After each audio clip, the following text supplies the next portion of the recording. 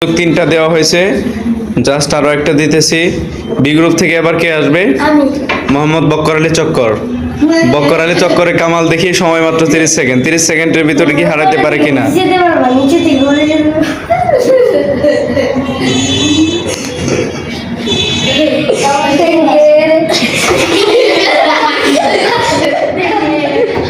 খুব চেষ্টা আছে বক্কর। আলহামদুলিল্লাহ, আমরা দ্বিতীয় নম্বর পার্ট নিয়ে পর্ব নিয়ে আবার আসছি।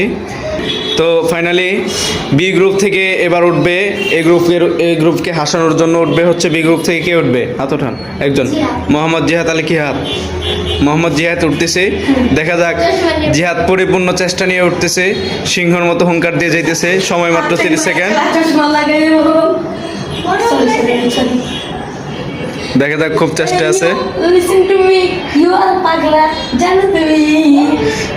এই ওঠেন, বসে যান। সময় আরো 10 সেকেন্ড আছে, দেখা যাক জিহাদ কি পারে কিনা।